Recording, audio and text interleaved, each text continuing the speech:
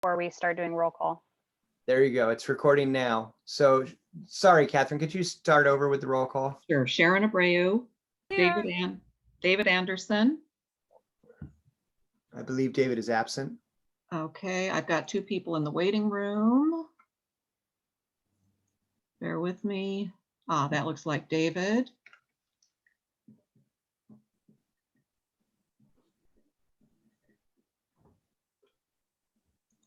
Nice picture of Olivia. Yeah. Sorry, I had to use her account. Okay, Bill Appel. Here. Janet Brownell. Janet Brownell. She's muted, but she's here. Here. Okay, I thought I saw her. Kyle Davies. David Dellendorf. Paul Dossett. Here. Jane Fuller. Here. Patty Garcia. Here. Tony Gazelle, and meant to be muted all afternoon. Here. Thank you. Richard Grout. Here. Liz Lafferty. Let me let more people in. Okay, there's Liz.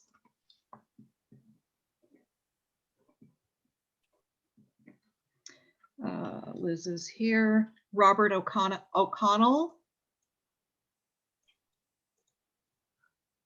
Kevin Ranker, Olivia Roseberry, Maureen C. Here. Here. Anne Marie Shanks. Here. Tom Starr. Here. And we have Kyle in the waiting room. Let me get him in. And you went back and got Dave Anderson? I did. Okay. And Dave, you're frozen. Brr. Welcome, Kyle. And Anyone, oh, go ahead. Sorry. anyone I missed? Liz, I think she got you when you were coming in from the waiting room, but Catherine, did you get Liz? I did. And here Okay. comes Robert. There's Liz. So I believe the only member I am lacking is David Dellendorf. Okay. Wonderful. Thank you. And I will ask if anybody who's not on the commission, if you wouldn't mind turning off your video for now, just because the way Zoom works, when your video's off, you go to the bottom, and not that you're lesser. We love that people are listening in and participating. We just want to have the commissioners up on the screen right now.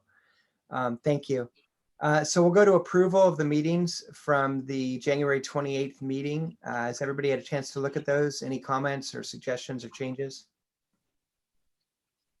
I have one. Maureen, please. Just to note, we should probably get Ron Metcalf's The Earth Charter posted on our webpage since he delivered it to us all. Okay. He only has that in hard copy. So Catherine, we're going to have to scan that. No, I And- think he sent it to us. I think he scanned and sent it to us. Oh, I I'll didn't. go back, but I'll help Catherine with that. Okay, great. Thank you for that. Thank you very much. Any other comments on the minutes? I would accept a motion to approve the minutes. So moved. I saw Anne Marie and Bill seconded. Okay. All those in favor, or just by consensus, the minutes are adopted? Aye. Great. Okay, Randy.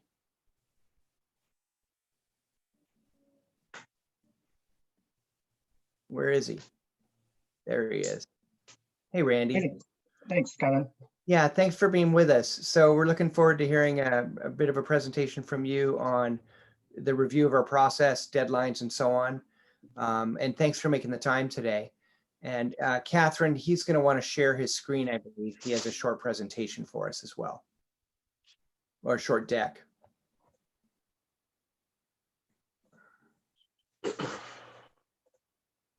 Yeah, so Catherine, if you could give me permission to share my screen. I would if I could. Olivia, is it under, are you the host or is Catherine? Catherine logged in first. Randy, is the share screen button not available at the Yes, base? it's there, but it's Okay. disabled.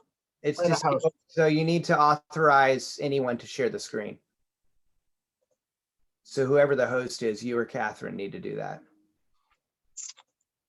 If you want a shorthand way to do it, you find my screen, you go up to the three dots on my screen and you make me the host, and I will return the host to you at the end of my presentation. I think Catherine's gonna have to do that because It's I. already done. Randy, you're now the host. There we go. Okay, that'll do it. Thank you. All right.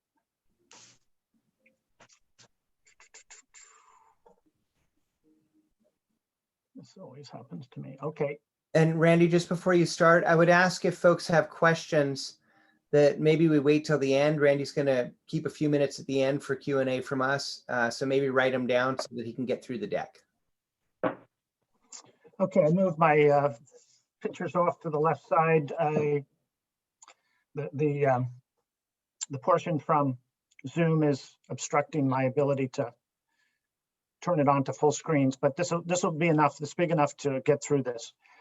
What I have for you is a brief presentation on the road ahead, how you get to the products that you're called for under the charter to produce and to act upon during your term as a commissioner. So you remember, of course, and you all go to the charter, you find that there's a basic charter, and there have been 5 amendments to date. The first amendment was adopted in 2006.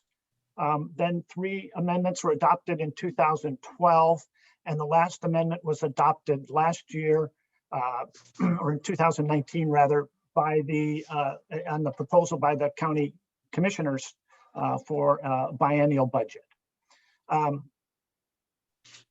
The home rule charter, you'll want to look at the table of contents, if nothing else, so you know what the elements of the charter are and read through the entire document. We're going to focus today on Article 9, which is the charter review. Section 9.11, and by the way, this entire slide deck will be shared with all of you, so you may write down notes, but you'll have all of this to look at for the future. Section 9.11 states what your duties are. And essentially there are 2 main duties. Number 1 is to determine the adequacy and suitability of the charter as to the needs of the county. And number 2, so that's a mandatory duty. And then you have this optional duty of proposing amendments. And third, you may also make recommendations to the county council, and you may publish your findings. All right. And all of these things have been done by the prior Charter Review Commission. So the other thing that's important to look at is your term of office. You have a term of office that began on January 1st and it ends on December 31st of this year. And also it says your term may end sooner if you make a final recommendation to the county council on your proposals and referral to the voters. And the reason for that addition in terms of the duration of your term of office is it allows you to act in support of the proposals that you submit without being tied as being a commissioner. All right, because your term of office will have ended. So it's kind of a significant step.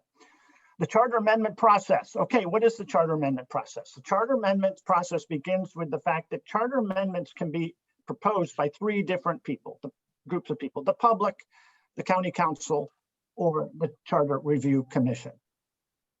When the charter amendment process is laid out, it's all in 9.31. I've underlined the key provisions here. But basically, amendments to the charter are proposed to the county council and filed with the auditor, and then the county council puts them on the ballot, and a majority of the voters must approve them to become actual amendments to the charter. Okay. Sometimes there may be choices between two different provisions, and the charter amendment process allows that to occur. That's a constitutional provision that's just kind of repeated in the charter. There's also a separate section 9.32 dealing with amendments specifically for the Charter Review Commission. It follows the same basic process. You submit proposed amendments to the county council, and then they must submit the amendment to the voters. They do that by transmitting it to the auditor, who sets up and calls the election. All that must be done 90 days before the November election. The November election in 2021 is November 2, 2021. So what do? You produce a product. The first product that you produce is a determination of suitability of the charter. All right. And that's done and expressed usually in some sort of written document. In the past, it's been done in some sort of written report, written findings. And if there's disagreement among your body, a minority report can be written by those in the minority. You may propose amendments. And when amendments are proposed, they're shown in an underlined strikeout format. And there's only one subject allowed for each amendment. So there may be multiple amendments submitted by you. As I indicated in 2012, there were 3 amendments submitted to the public. King County submitted, I think, 8 amendments last year. So it depends upon the depth of the changes you want to look at. I will assist you in making sure that each amendment only covers one subject. That's a really key aspect of law, that only one subject is allowed for amendment, even if the topic involves more than one article. So the test isn't strictly one article, though that is typically the case. It's not solely just one article. If you change a term or something like that, it may be scattered throughout multiple articles. The past practice has been that the commission itself assumes the duty of document control. By that, I mean the writing of the charter and the writing of amendments and the underlined strikeout of words is all done by the commission itself and a member of the commission. It's not done by staff. And my advice to you is to make all of the amendments to the charter on as a single document, and worry about breaking them into subjects for propositions at a later date. All right. You may have in mind what those are, and you want to share those with me, but don't worry about doing it at the time. Don't let that interfere with your work in terms of creating the amendments. So let's look at some timing issues. All your work has to be done before your term expires on December 31st. You can't extend your term for any reason. But you can submit your amendments in 2 different installments. One in time for the 2021 election and one in time for the 2022 election. For the 2021 November election, you have a deadline of about June 30 for submitting this to the county council. And that gives the county council and I 30 days till Tuesday, July 27 for action and sending the proposition to the auditor. It has to go 90 days ahead of time, and 90 days before the November 2nd election is Tuesday, July 27 for the last meeting of the county council. For election in 2022, your deadline will be December 21st. And December of 2021. You have to get it to the council by the end of the year. Okay, there'll be an election. It'll be on the general election ballot. Only the general election ballot and not any other election. The majority, simple majority is required for adoption. Keep in mind, county funds cannot be used to either support or oppose the propositions put forward by the Charter Review Commission. Current and former Charter Review Commissioners can and speak out individually in favor and opposed to the propositions. It's well known that if you submit the propositions as a group, what your vote will be as a group and what you as a group want to see. The auditor will solicit pro and con statements. That's part of the auditor's job, is to solicit those things. And if they're and ask you perhaps who is best to and most vocal and articulate about both being pro and against certain measures. And then will have a responsibility of writing what's known as the ballot title. That's the words that are used on the ballot for each proposition, as well as a neutral statement for the voter's pamphlet. Okay, several of you have asked me how and what are the limits of charter content and how can it differ from state law? There are two Attorney General opinions that are helpful in this regard. The first says this: the Home Rule Charter is to be subject to all provisions of the state constitution relating to counties, except those explicitly mentioned in Article 11, Section 4 itself. This is Attorney General Opinion 1980, number 9.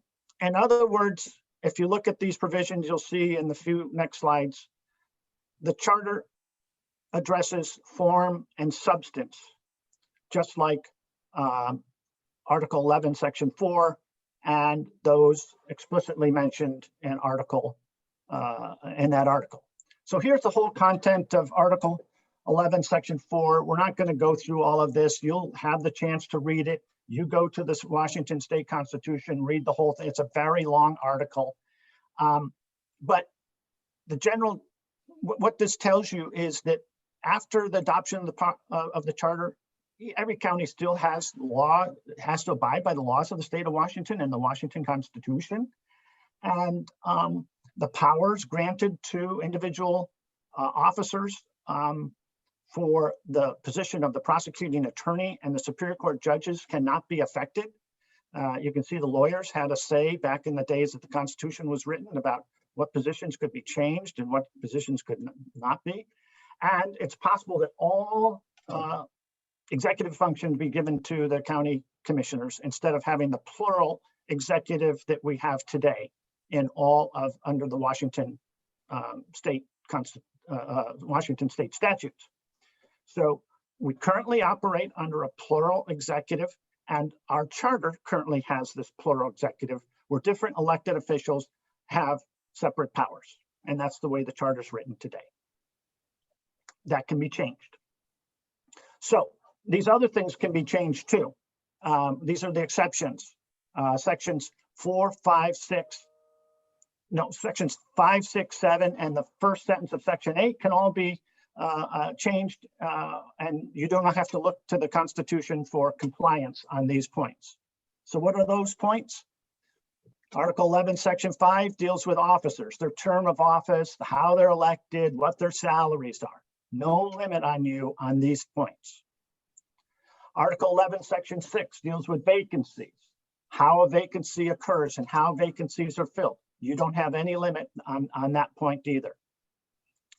Article 11, Section 7 doesn't apply anymore. That whole section's been repealed. So that doesn't really apply.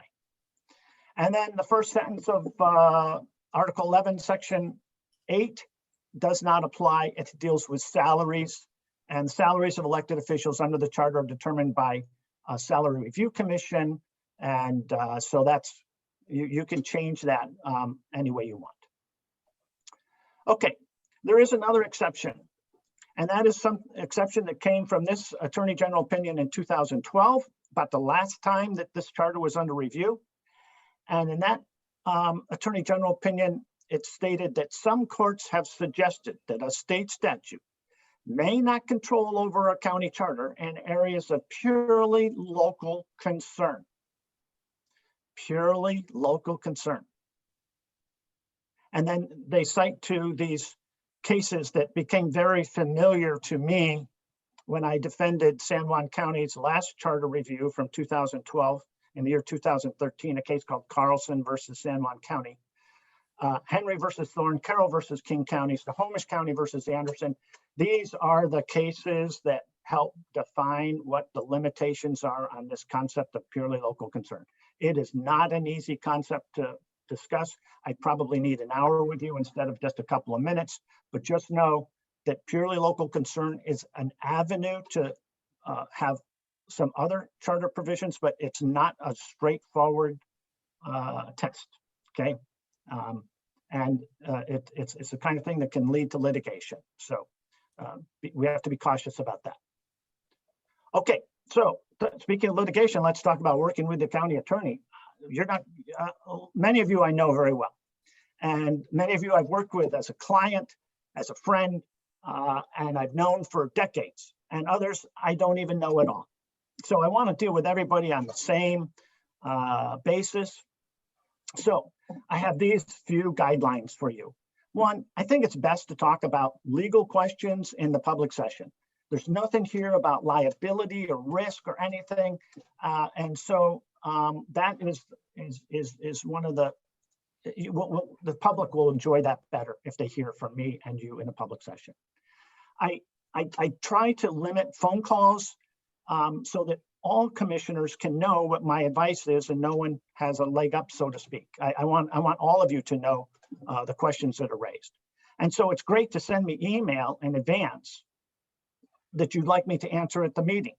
And if it's an email that addresses a very large topic, I may ask for some guidance at the next meeting before I actually address the question, so that I know if it's a big time draw on my office, that it's a topic that all of you or many of you have support having answered, and it's not just a whim of one person or another.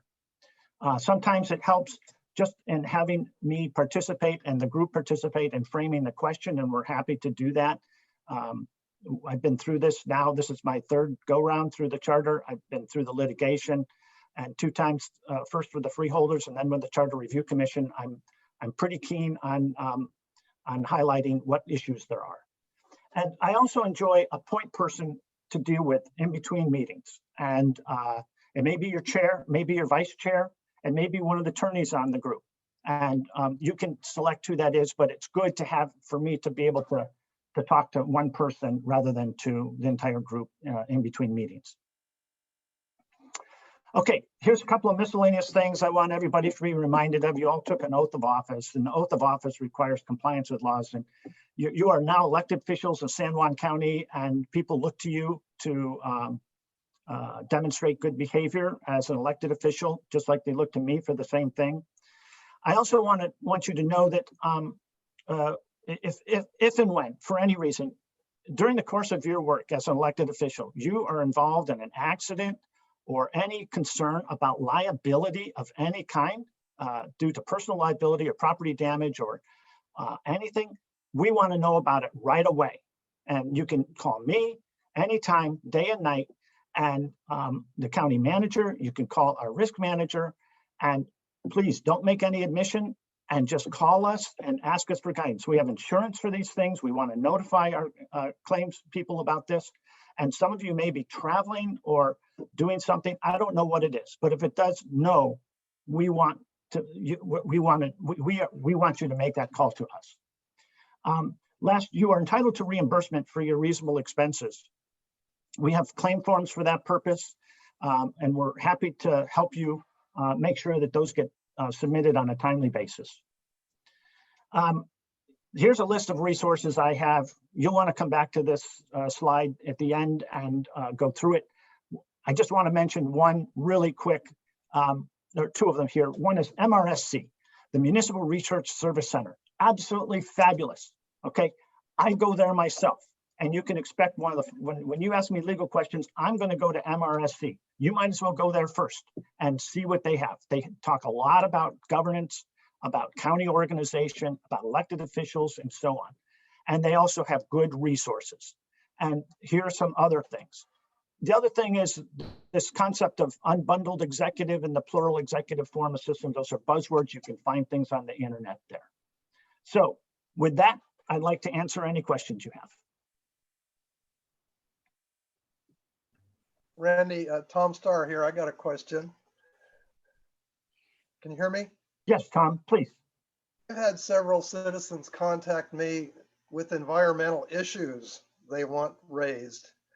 And it's my understanding that our area of operation is talking about governance. Could you comment on that? Yeah, I'd have to know exactly what they are. I can tell you that there are some areas that are more structural in nature. And so the devil will be in the details. But one of those cases I showed you was from Snohomish County, Anderson versus Snohomish County. What that case holds is that the county commissioners, the county council, makes decisions about the Growth Management Act and not the voters through initiative.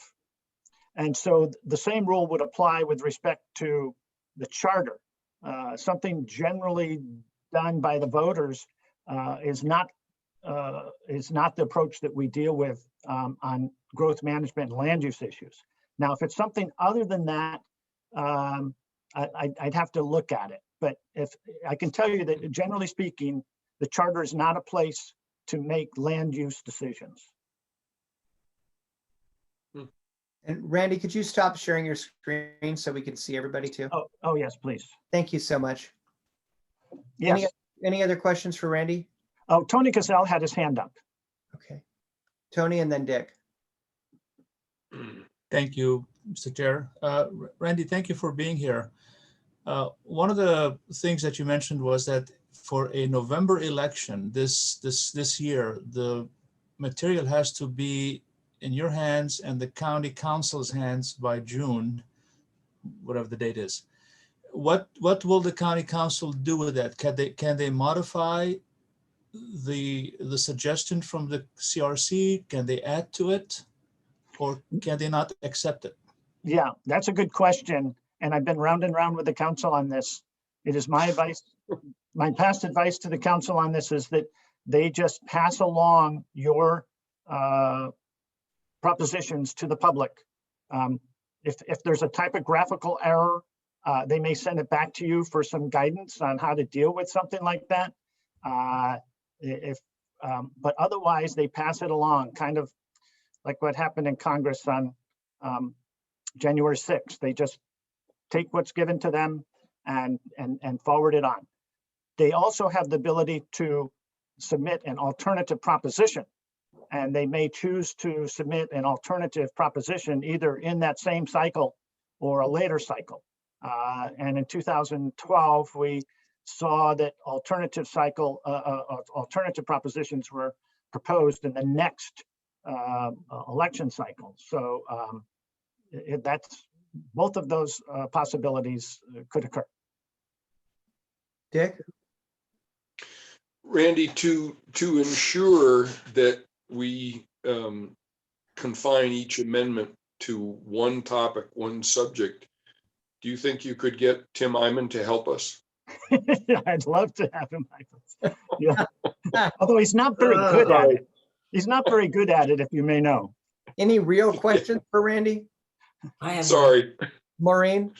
Randy, Article 11, Section 7 was repealed. What was that? I don't know. There are some transition provisions in the old charters that were removed and I'd have to look at some older charters to put that together. But Okay. but some transition, there was periods for transition, and I suspect it's that. Okay. Thank you. Thank you. And then we'll go to Kyle and then David. And Catherine, could you let the minutes show that David has joined the meeting? And Thank Kyle. you, Mr. Chair. Randy, you talked at length about questions and us sort of bundling them ahead of time. Is it good practice, or is there any expectation that if they come from public as opposed to us, that we identify them to you that way? No, it doesn't Okay. matter where they come from. David Dellendorf, please. You're muted. You're still muted. David, turn your mic on. There you go. Okay. June 30 sounds like a very tight time frame. I'm curious what previous commissions have done in terms of going for the quick, a quick resolution of what they want to propose, or if they extend it for another 6 months, and if that's more the norm that we should be working towards. So what is the historical practice, and what is really a realistic expectation for us? And related to that, is it possible that if we have, an extended agenda, that we might submit 1 or 2 amendments for at the June 30 deadline, and then others at the December deadline? Yes, the answer is yes. You have prior Charter Review Commission members on your commission, and they can share with you their experience. Last time, the first Charter Review Commission met usually for starting at 9 in the morning, finished by 2 in the afternoon, Saturdays, week after week after week after week after week. And there were long sessions with breakouts and a lot of presentations and so on. So they met many more hours. That said, and I don't know how long it's going to take to do the work itself. And then there was some longer time between meetings around Easter time. And as things were being written and ideas formulated and objections taken into account and minority reports kind of circulated and so on. But they stuck with an early June deadline in order to accomplish everything and submit all the proposals together in that year. I've since learned it is possible. You are in office for the whole year. And the only limitation is that to submit things in November of 2021, you need to have them done according to this deadline and schedule that I've given you. But you also have the ability to stay in session and continue to consider additional items or things that you're not quite done with. And Randy, just to clarify on that, 2 points. One is the example Randy's speaking to is King County this year. They put forward, I think, 8 amendments for this past November's election. They have another 4 to 6 that they're considering that have been put forward that will be on the next November election. And so that precedent is there. Randy, just to clarify though, the legal deadline is that our recommendations need to be filed or sent to the auditor 90 days before the election. Your recommendation is that it would be wise, and I totally agree with this, to give the council and your office some time to review those before that legal deadline. The deadline is on the county council to take your propositions and get them to the auditor 90 days prior to the election. And they last meet Tuesday, July 27th. So that's their last date for action. I mean, but and they have to be perfect on that date. Well, but the thing that people forget is that UCAVA ballots go out as early as late September. Yeah. And so ballots have to be prepared and printed in late August and early September. Again, the legal deadline is 90 days before. What your recommendation is an additional 30 days before that. Right. Okay. Any other questions for Randy? Okay, I had one. Oh, I'm sorry. Go ahead, Dick. A real Janet and then Jane. Okay. Randy, it's been so long, I don't remember. When the voters, when we put amendments forward and they go to the ballot, do the voters act on the amendments individually or as a package? Individually. Okay. Janet?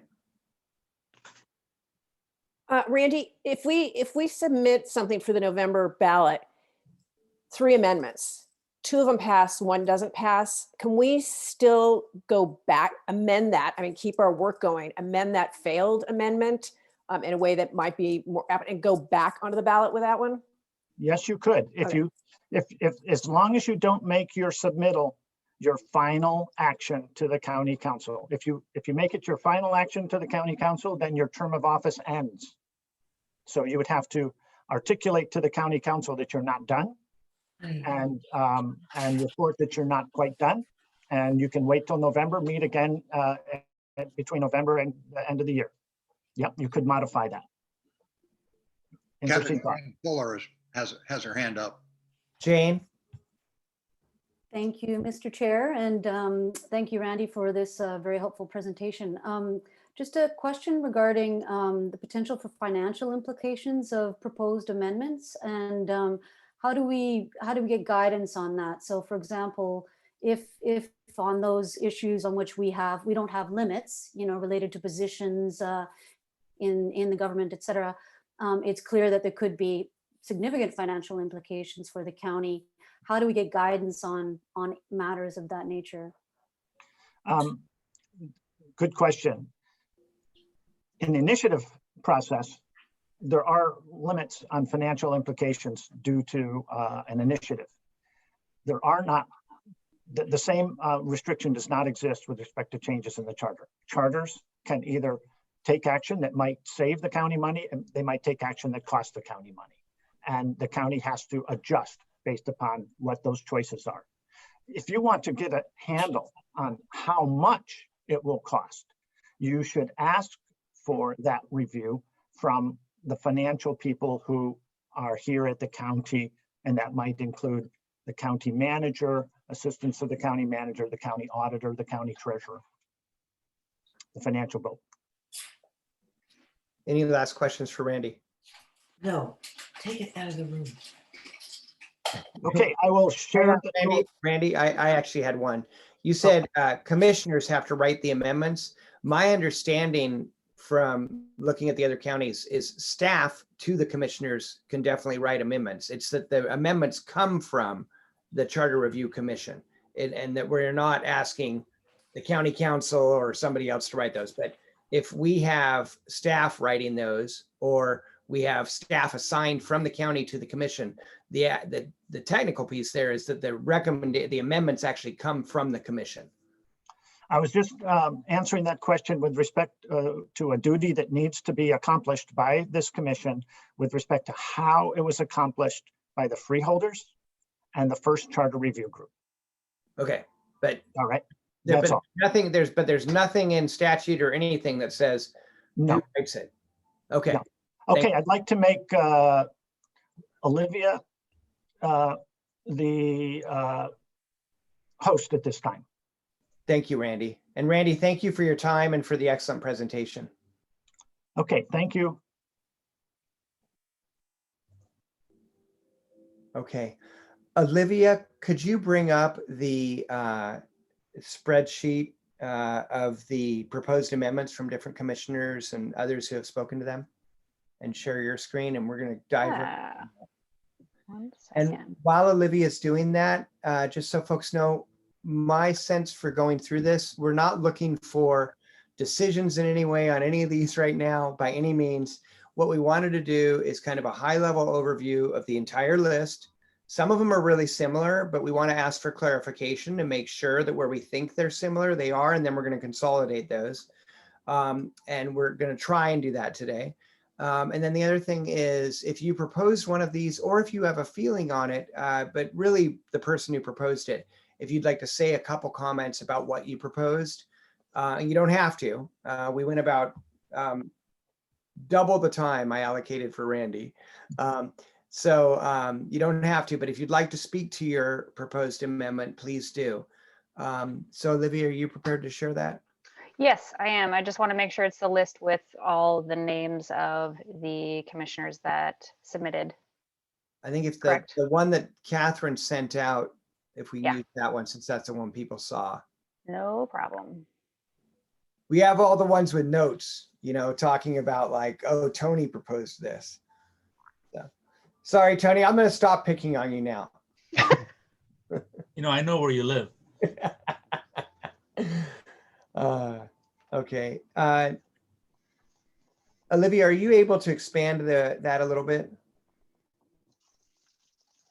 And Tony, is that a hand up? Just a quick question. I did not get a chance to send any items. Is that door closed? No, not by any means. We'd like to pressure you a little bit to try and get those in if you have any, just so that they can become part of this discussion. But if you could send those to us as quickly as you can after the meeting, and then we'll bring those up. And I may, if there's some that are similar to some of these that you send in, I may call you and talk about if they match up with another, so we can do that consolidation piece. Okay. Olivia, can you scroll up a little bit? All right, so there were, under elected officials, there was a number of different proposals that came through. And several of them discussed the election versus appointment of the county manager or executive. And why don't we just go into this? I will say this is one of the areas where I see consolidation. So technically, a county executive is different than a manager. And so I just want to clarify that when some people say executive versus manager, are we all talking about the same thing, or are we talking about a different scope of work there too? But Janet, would you care to speak to electing the county executive? Yeah, so that was actually a misstatement because my original email stated almost verbatim what you said. You know, do we want to do election versus appointment? And then I said, I don't have a real feeling on this one or the other, but I think it's something worth discussing. It really wasn't just elect the county executive. It was your point underneath it. Okay, okay. And my point is that I believe that a discussion of this is something that's important for us to have. When I've gone around and asked the different people I've spoken to or different people who have reached out to me, this has been something that's come up enough from citizens that I believe it merits some discussion, but totally open to that. Dick, you want to talk about the manager being required to have a deputy? Oh, you want me to do that now? Yeah, please. Oh, it just very briefly, just anything you want to share. It's very simple. You know, elected officials are required to have a deputy. The manager has as big or bigger a job than many of those. I'm not sure if he has a deputy in the budget, but he doesn't have a physical deputy. And I think it's just too much work for one person. And I think we might want to consider the fact that the manager has to have a deputy. You've got to fill that position. Okay, thank you. Term limits, Janet? Just a question. Is this something we want to consider for all elected positions, from county council to prosecutor to sheriff? You know, is this something? So it was just, is this something we should consider? Okay, excellent. Thank you. I will say there are some limitations on some of the elected positions of the state from state statute, but we can look at those too. Tom, you also brought up term limits. I did. Well, I was approached by several constituents to propose term limits, and I'm thinking about it. I think it's good for the council. I don't think it's necessarily good for some of the other positions that need time to ripen and for the people to really get into it. Mm-hmm. So that's my proposal, that we limit the council terms to 2 terms or 8 years. Okay. Who's next? Maureen, please. Hey, Kevin, real quick before we jump to Maureen, we have a couple commissioners who with their hands up. I'm not sure if you can see that on your side, but I can see it. Would you like to pause or wait until the end? No, if people want to, we don't want to get into, just because we have so many proposed amendments. My hope is that we can really run through these and allow the proponents of that amendment, the sponsor of that amendment, to just speak to it briefly. But if people have something they really want to say, I think we could have a little bit of discussion, just again, recognizing we've got a tight agenda. And also I will say, if we don't get through this thoroughly, we're going to continue at the next meeting. This is the bulk of what we're here for. So, and I'm sorry, with the screen share, I can't see everybody's hands. So if anybody wants to help me, that's fine. So if somebody wants to speak to one of the comments that's just been made, that's okay. David Dellendorf. You're still on mute and we can't see your face. So I'm going to move to Robert O'Connell. Yes, I just wanted to comment that there are adjustments that can be made to the idea of term limits. For instance, you can have a term limit of 2 terms, then you have to come off, but then you can come back on after being off for a term. They did that governorship of Tennessee that way for years, and it worked. So that's a possibility, a possible adjustment to the idea. Thank you. That's all. Thank you. David, did you still have a comment? No, I don't. I think that was just from my hand being up previously. Oh, okay. Thank you very much. Okay, Maureen, consolidation of the auditor and treasurer. My concern is that we take some time to talk about electeds and appointeds. I think that's a topic that's been coming up for years, and a lot of these in this section. And by the way, I'm very happy that you divided them by these topics because it helps read this better. This is an area we should all be looking at, and my comments are under the heading of electeds, appointeds, and the strength of either of them. And we can pull the individuals out as we go along, but I think it's an important thing for us to have a major discussion about.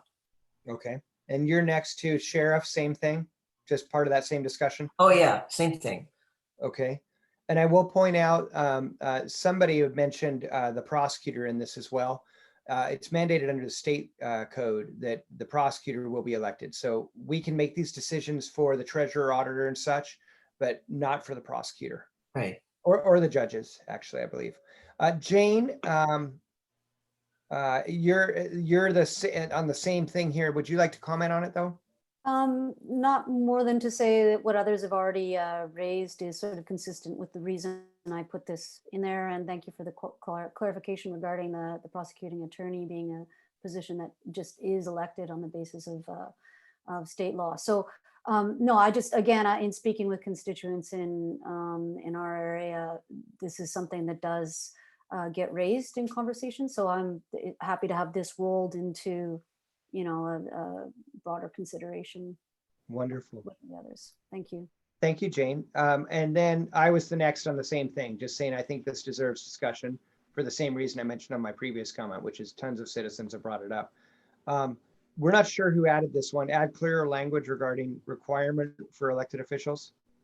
That's sort of a version of what I submitted, Kevin. And as I listen to all of this and see this list all together, I think when we talk about whether some positions should be appointed rather than elected or vice versa, we should also consider, even if it's an elected position, should we have minimum qualifications for those offices? It's something that has always bothered me about county government, that you can be completely unqualified for some of those positions and still get elected. I don't think much of that. There are definitely some state and federal statutes that will touch on that too, that we will consult Randy on. Yeah. But thank you. Okay, we're going into budget now. Dick, you're up. County manager should prepare the budget. Oh, the county manager currently oversees about 60% of the budget. And it makes sense to me that the county manager is a better position to put that budget together, particularly for the non-elected positions. I mean, my experience in county government is dated, I will readily admit, but it used to frustrate the hell out of me when the auditor didn't really know anything about my budget or the public works budget, but was supposed to be putting that budget together. I think actually my impression is that Mylene does a better job of that than a lot of them have, but I still think it's something we ought to look at. Okay.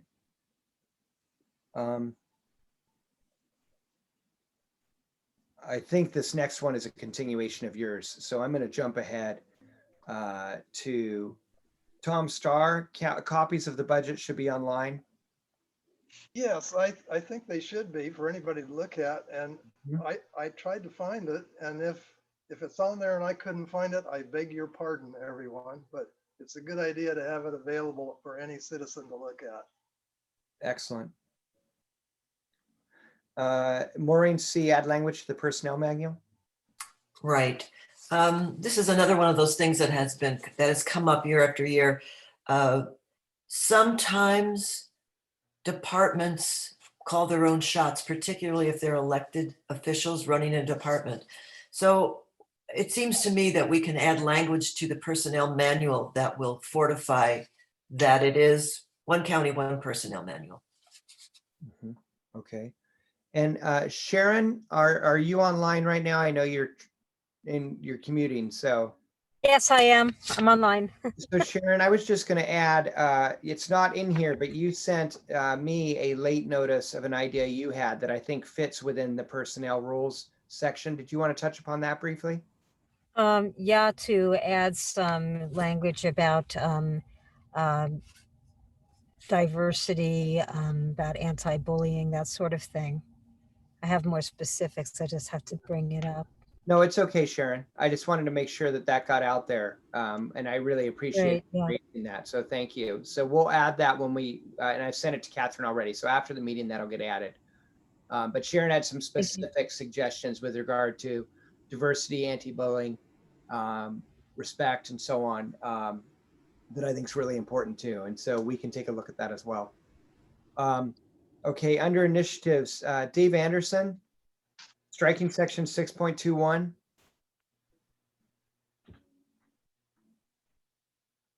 There we go. I'm muted. Okay, there we are. Yeah, thank you. Yeah, the right of initiative, I think, is something that really sets our charter apart and sets our citizens apart from the other counties. And I think it's really important that we give the most power as we can to voters to exercise that right. And I think this should be considered to give people more freedom. And the county council does not have to address specifics of how their policies are going to be paid for, but we are expecting that of voters when they go to file for a initiative. So I think we should definitely look at this. This has stopped some initiatives to getting to the ballot here in the county, and we should, I think, listen to those people who had that experience going forward to see if this is something we could change. Thank you very much for bringing that forward.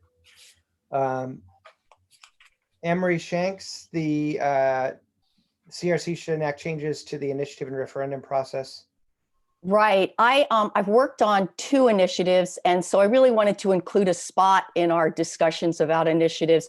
What's working, what doesn't work, how are the timelines, what about e-signatures, how about the number of signatures that are required, what about the challenges to the language proposed by the county prosecutor that go onto the ballot.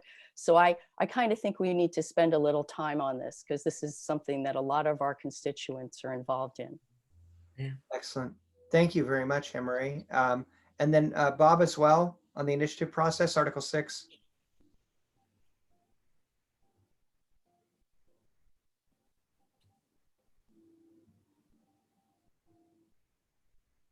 There, Robert. I'm unmuted.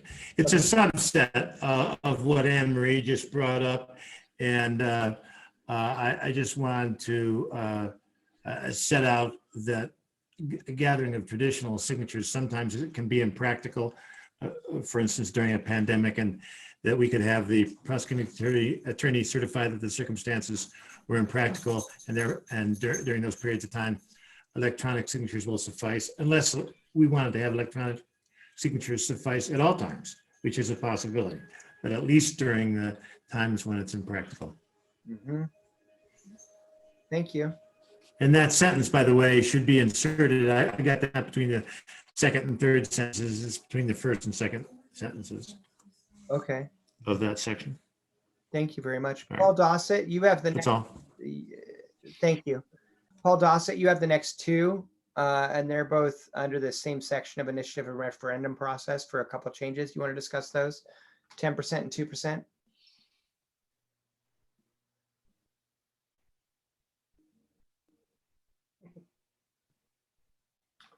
Paul, are you there? How about now? Yes, we can hear you. Okay, thank you. Because of the population growth in the county, 10% and 2% recognizes a little bit easier for folks to try to get the necessary signatures, both for the incentive initiative and the referendum. And I'm just thinking in terms of being able to gather those signatures, and that it's not such an impossible task. Excellent. Thank you very much. And that's for both of those, correct? That's correct. Okay. Let's go into public records. Making records available without public, available to public without a fee. I'm not sure who proposed that. Does anybody care to speak to it? No. Okay. I think that was proposed by Maureen. Nope, that wasn't me. Hmm. Well, I second that. I would think have it's a a great idea. If no question. one wants to put their name on it, I'll do it. Would that be available to see? Well, we won't get into the nuts and bolts of it right now, but we'll keep it on there for now. Right, We'll be right. gonna adopt it. Okay, Maureen C, you're next though. Yeah, mine is pretty simple, although it comes in the form of a conversation that I seem to be having with some myself. Records should be available, and I know that we now have a public records person who has been who was hired after I left the county. But it seems like we have scanned so many documents for the purpose of having them available to the public, and somehow they never connected the dots between the software they were supposed to have had and the scanned documents, which are kept somewhere in the ether. So I'm saying that I think we should have a discussion about it and see what we can to urge the county to connect the dots and make more records available. Okay. Tom Starr on the add the word prompt.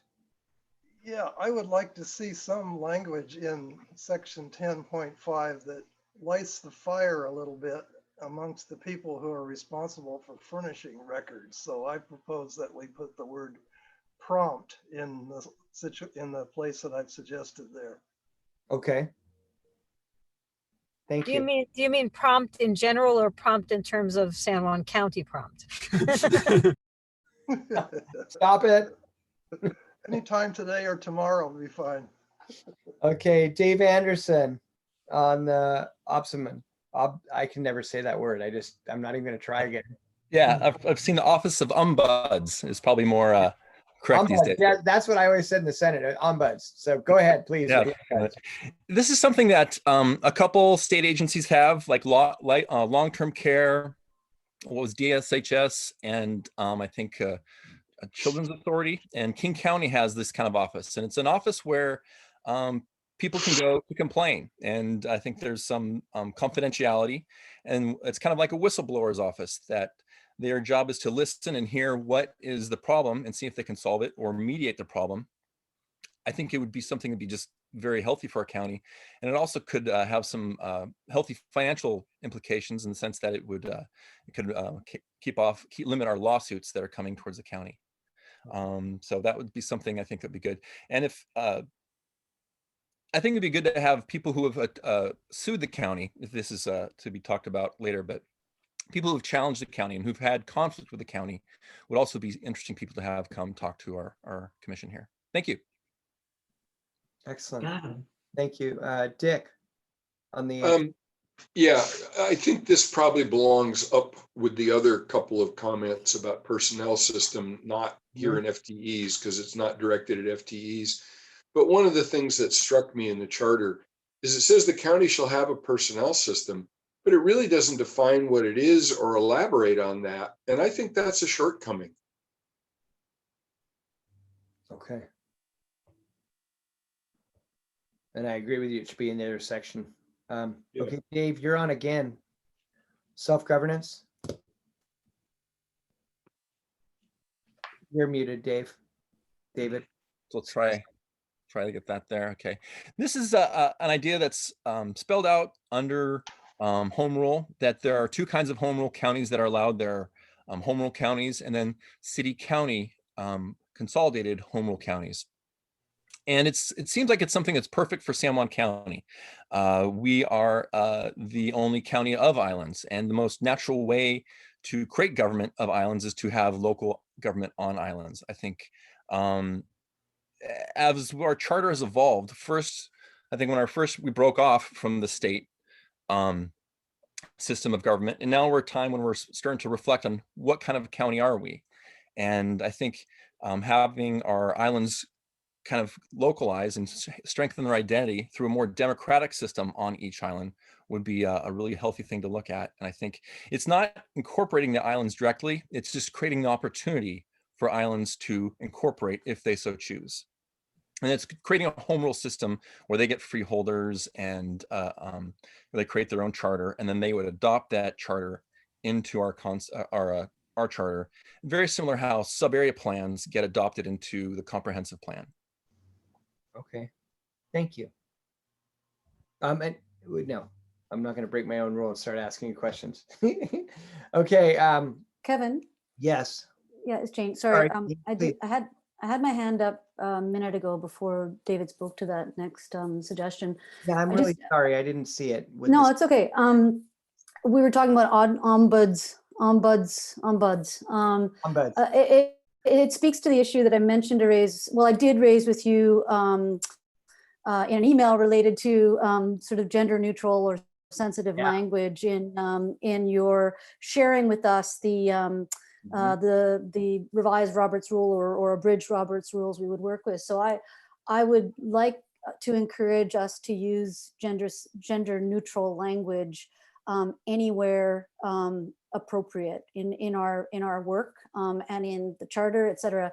So you can have ombudsperson, but indeed, as one of the commissioners mentioned a moment ago, we just want to reflect appropriate language, I think, going forward. So that was one thing. The other thing, in listening to Dave just sort of describe what he's put forward here, this, but also other suggestions related to personnel are ones that I think it sounds to me, based on what Randy said, that we certainly have due diligence to do as commissioners to investigate the financial implications of some of what we're suggesting to amend.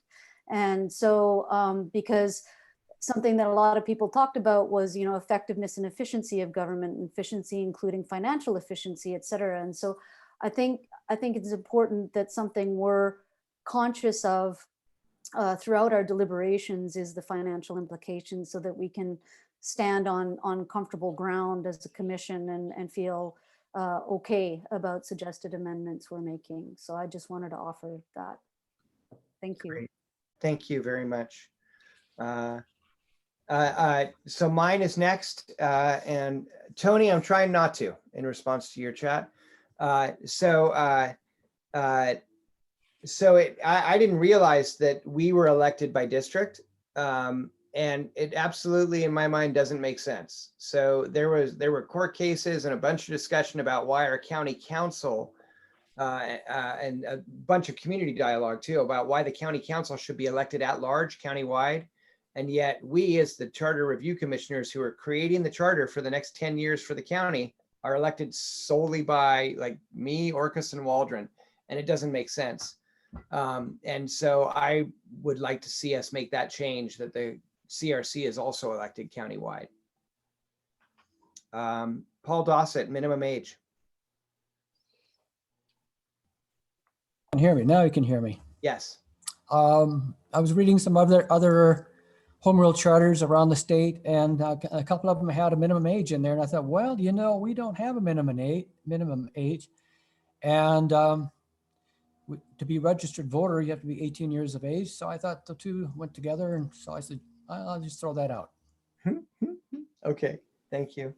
And who is that? Somebody wanted to comment on that.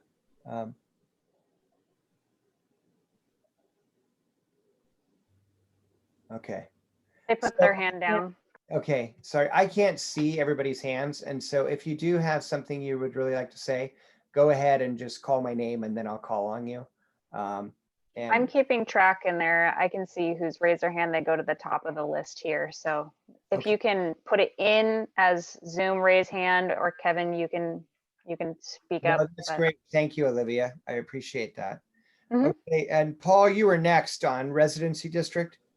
Yes. When I first read the charter and I came across residency district, it didn't ring a bell with me at all, in as much as those districts have been used for centuries. Well, it's a century anyway. And we have over 24 taxing districts in our county, and they use all or a portion of those individual districts.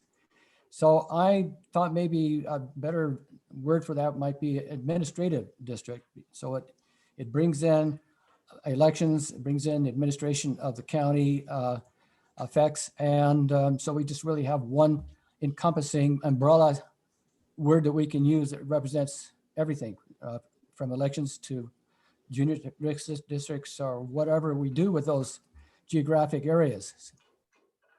Okay, wonderful. Thank you. Tom, on election observing? Well, I need more time than I'm going to have tonight, but I just want to briefly say that I was the chief poll watcher for the Republican Party for this last election. And me and my team got very frustrated with the observation rules. And at the end of the process, I kind of complained to the county council, and I was assured by their lawyer that they followed all the rules. And I think it's a matter of governance that the whole election process, from the time that the ballot boxes are unloaded to the time that the ballots are counted and finally finalized, that all those processes be observable. So, but I do want to thank Camelin and Amy, the staff. They worked their hearts out and they did the best they could notifying us of these various events. But it needs to be improved, and I think it's an item that could be in the charter. Excellent. Thank you for raising that, Tom. And I will say, I want to reiterate that take the time you want right now to explain what you're bringing forward. And yes, we want to try and be brief, but take the time that you need to make your point. And then we're going to come back and we're going to clump these into different areas, and then, you know, have a day where this is what we're talking about is these 5 things or something. We're also in the next agenda item on this meeting is to discuss subcommittees. And so one of the ideas I wanted to raise with each of you is that we have some subcommittees break off on some of these topics as well. But we can get to that in a minute. So Jane, you're up. We're under charter review process for, it looks like diversity of representation. Yeah, first of all, I want to apologize for being, having so many points here. It's a bit embarrassing. I was really just sort of having a bit of a brainstorm in a way, based on conversations I had when I had run for election, and talked to a number of individuals who've previously been on the county council or worked as being on prior CRC exercises. So I just really brainstormed a bunch of notions here, and so I apologize for having so many. But I guess the first point relates to undertaking a thorough review of what is and is not working based on experiences of the past 10 years, which is kind of stating the obvious, but I think it'll be important for us to get as representative voices as we can from the constituents all across this county, and make an effort to, not that we should be outreaching actively necessarily, but I just think it would be important to consider all representative voices. So that was that first point there. Kevin, should I move on to the next one? Yeah, please go ahead. And I think it's great that you put these forward, by the way. Okay, well, thank you. I mean, please, if anybody has comments or questions about them, I'm very open to that. So in terms of the next one, I'm interested, particularly because we have commissioners on our commission this time who were part of the commission last time. I think it's worthwhile perhaps revisiting, if it's seen as necessary by all of us, previous amendments made, and enabling discussion about those if enough commissioners feel that that is a relevant thing to do. So I just wanted to offer that up. And this third point, and I actually, I had the opportunity by happenstance in a way to have a conversation with Randy Gaylord about this third point, conceive of ways in which the state government might attempt to intervene in our local governance and should have safeguards in that regard for this possibility. That relates to that article I shared with all of you. I think it was just after our first meeting. And what Randy clarified for me was that the nature of our state government and its constitution, et cetera, really is not, does not create a situation where our county could be subjected to sort of interference in a way that is not enabling us to conduct ourselves in the manner in which we would want to as a local government. So anyway, that's where that notion came from. Because yeah, just to dig at Tony, I did meet the deadline that Kevin gave us. So that was a little while ago. Just a joke. That's just a joke. So that's why that's still in there, because I talked to Randy afterward. Okay, moving on. Yeah, bringing in expertise and experience from outside our county to share experiences and lessons in creative ways, home rule charter counties and the local governments in Washington state and beyond are flexing to adapt to our rapidly changing world in order to serve their communities in a sustainable, responsible, and representative way. And so what I'm suggesting there is that perhaps in our process, we would like to consider the viewpoints of perhaps some other county governments that have charters that have had experiences similar to ours, including in areas of, yeah, how they foresee, how they vision sustainability for their entities, how they see the need for having a local government that can help or be structured in such a way that ensures environmental sustainability, being a government that is representative of the various issues and concerns that we can expect and anticipate will evolve in the next 10 years. Anyway, if that makes sense. And the last one is just to, when I read the preamble to the county charter, it doesn't inspire one necessarily. And I just wonder, is it something that we might want to look at, that, not that it's necessarily a vision statement per se, but something along the lines of how we would like this government to work for us as a county over the next 10 years and beyond. And so to see if the language works for us in this time, or is that something we might want to look at having language that is a bit more forward looking. Anyway, so thank you for listening, and that's it. Thank you, Jane. Thank you very much. Emery Shanks, you're on the same. Right, and I'm simpatico with Jane on the preamble. You know, this is our introduction to the document, and it begins with citizens. And I've noticed that a lot of people in the islands are not necessarily citizens, they're residents.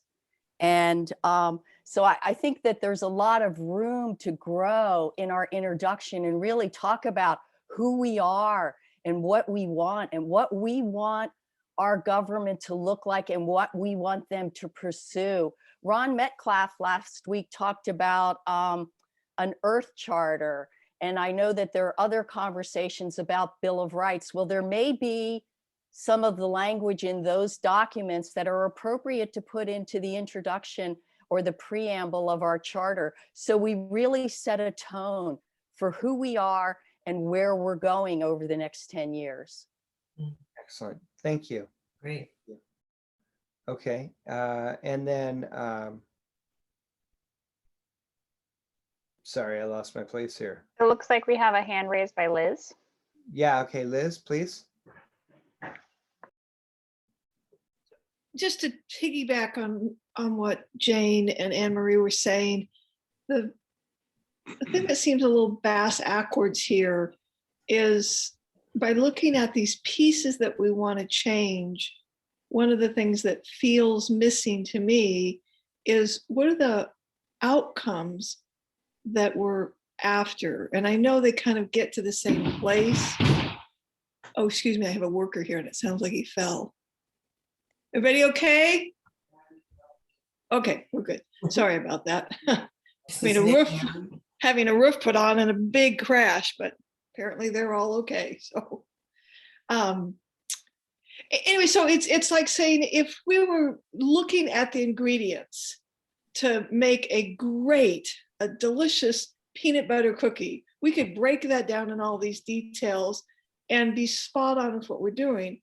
But if some of what we're looking at is that we want to end up with, a cake instead of a peanut butter cookie, then it needs a different perception.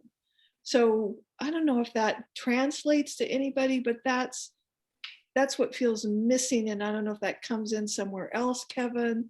But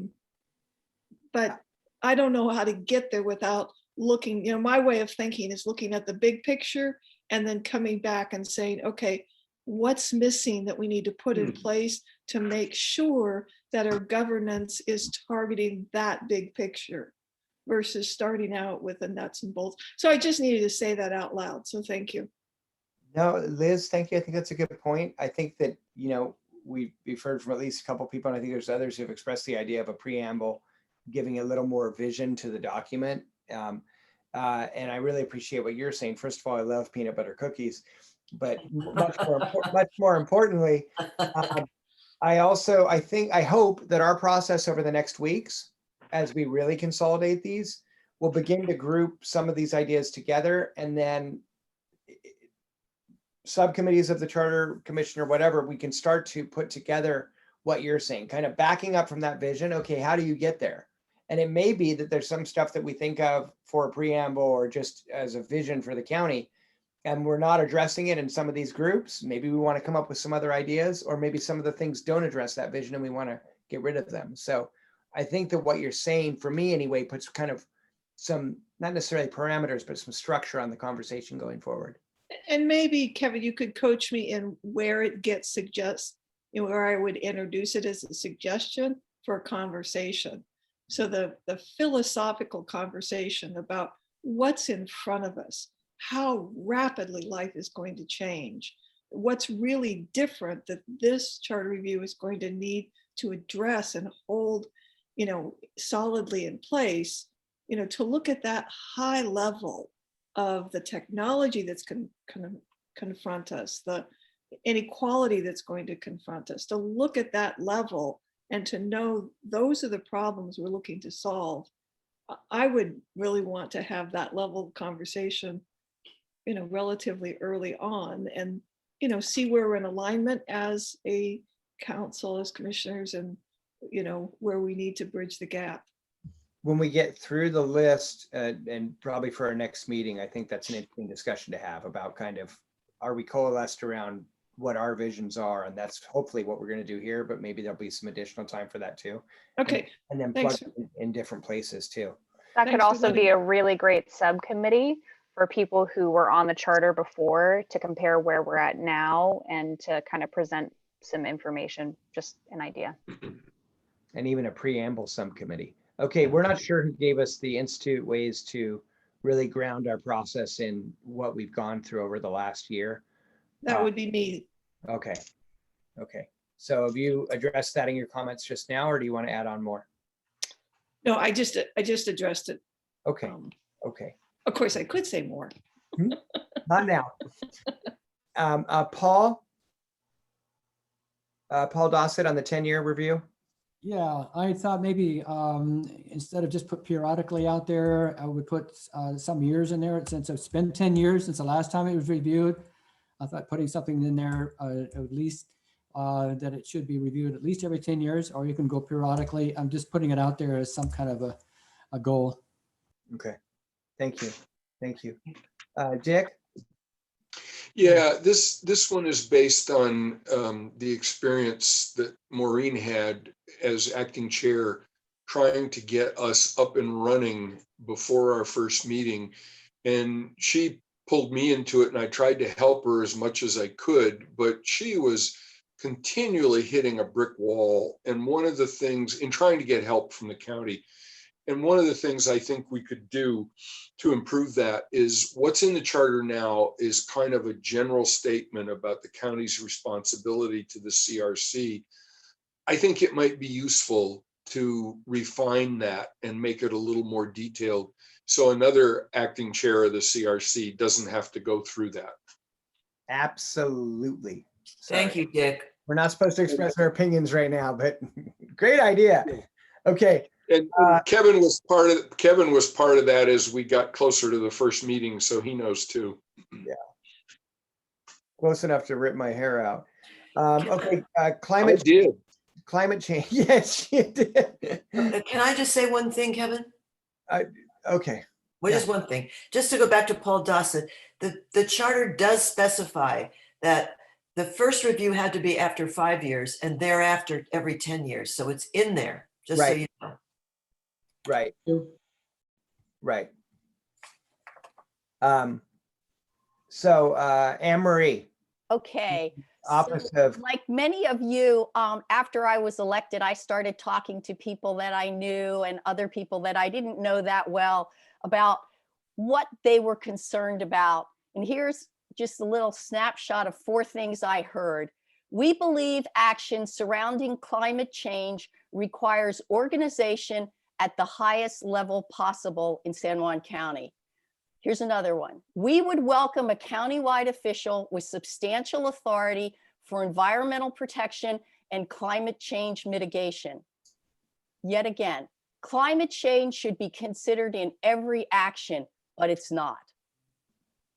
Here's another one. Hire someone to handle climate change, to coordinate relevant county agencies, nonprofits, our indigenous population, and the private sector around climate change initiatives. So hearing that, I'm coming forward and saying this is an opportunity for us to create an Office of Climate Policy with an independent, elected, full-time, small kind of operation to move us forward. Amen. Thank you, Anne Marie. Jane, on equal and equitable rights. Yeah. Again, given our evolving world, given events of the last 5 to 10 years in terms of issues of human rights, et cetera, I just felt it might be good for us to take stock of how the county government is structured and whether it is structured in a manner that ensures equal and equitable rights of all. And so not entirely sure where that would land or what that would look like. I thought that Dave Anderson's suggestion of an ombudsperson is an interesting notion to explore if in fact that, that is something that could be used for this kind of thing. I don't know, but I just think that it's, we do have a diverse population here, perhaps more diverse than people realize. And I think, if one is attuned to some of the things going on your island, you may find that some don't necessarily have the voices they need, the voices they justly deserve, have issues that perhaps don't get the attention they deserve. And I just wanted to put that out there as a consideration. Thank you very much. And Jane, the King County charter that I've brought up several times now, and I probably will continue to do so because it's the most recent charter that's been adopted in Washington State. It was adopted last November. They created some commissions to look at justice issues, and kind of many of those issues overlap with what you're raising here. So if you haven't had a chance to really dive into that, I would read those sections of the King County Charter as well. Yeah. Some ideas there. Yeah. Thank you. I briefly looked at them, not in great detail yet. Thank you. Okay. And then Jane, you're next on climate change impacts. Right. So I'm really echoing some previous points raised, including by Anne Marie, but also to some extent by Liz. And so this point elaborates in a different way, perhaps on looking at how our charter enables us to have a local government that can manage the future. So that I don't think I won't elaborate on this point at this stage. I think I'll leave it at that. Right. But this is something that I know is, and I think Liz and perhaps Bob know as well, is an important issue for constituents in our district. Thank you. Jane, you're up again on alignment between the charter and the comp plan and the economic development plan. Yeah, so sorry, just flagging this issue because it is perhaps something I need to understand and learn more about. So I just strikes me that those are important planning documents for our county that are multi-year. And I'm just asking, I'm asking of all of you the extent to which we should be keeping those in mind as a reference point for, possible changes, amendments we might explore with the charter. Thank you. Okay, excellent. Thank you. Janet, Visitors Bureau.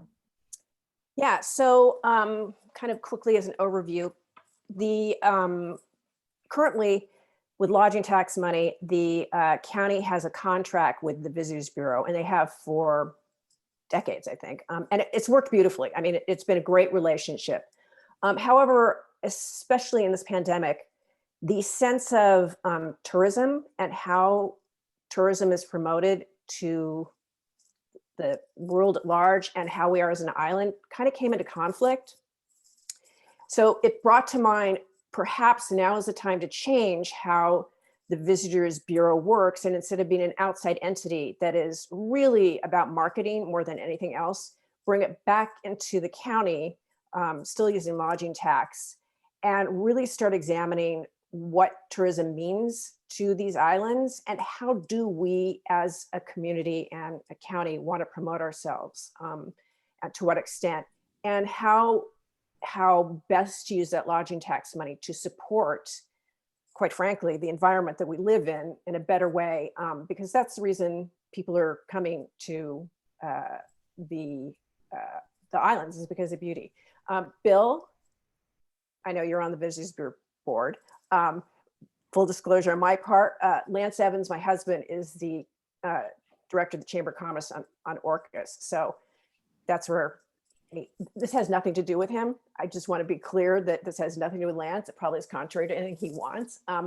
But I do think it's time for us to look at how we look at tourism. And to me, it should be back into the county versus an outside entity. Janet, this is Anne Marie, and I just want to tell you that I've heard so many conversations about this. I really applaud you for bringing this forward. Thank you. Thank you. And the final point, and I don't even know if, and research would have to be done. I would love to see this position in terms of tourism and hopefully economic growth be an elected position, so that that person is accountable to the community rather than just being appointed. I don't know if that's possible, but that's my idea. I will. Did you just mute yourself halfway through your last sentence? I did. I was talking too much. Shut yourself up. Okay. So I'm on the next one. So unfortunately, several people came to me regarding our citizens committees that we have. We have all these great citizens committees. If there is a formal process, it's not followed, and I don't believe there's much of a formal process for developing a scope of work for citizens committees, a process for how they are appointed. There is actually a form that you fill out if you want to be on a committee, but there's not a process for how the county handles that form.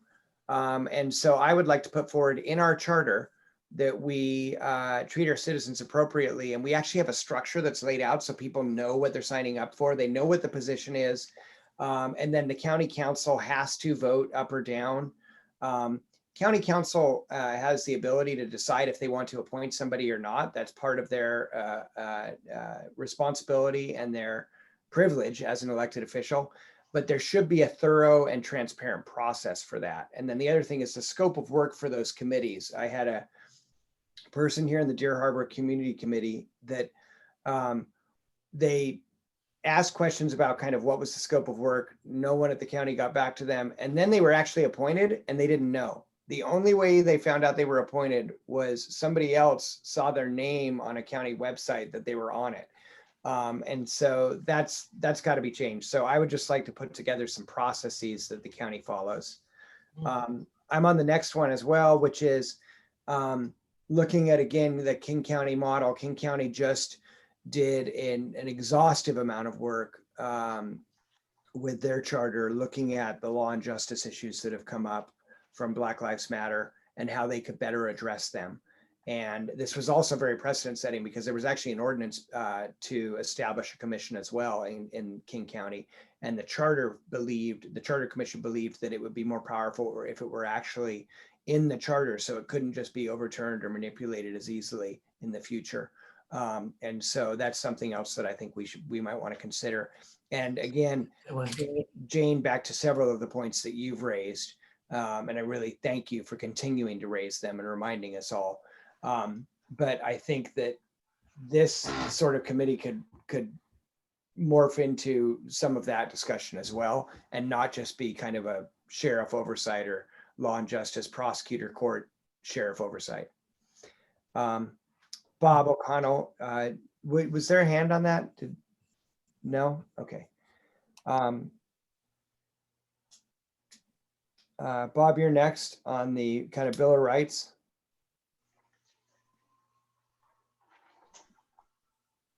I noticed Liz has her hand up. Okay, Liz.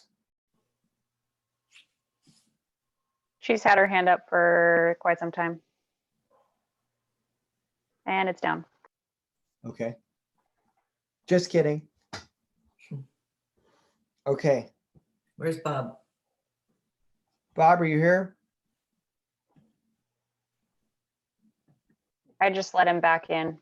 He needed to be admitted back in. Bob, can you hear us?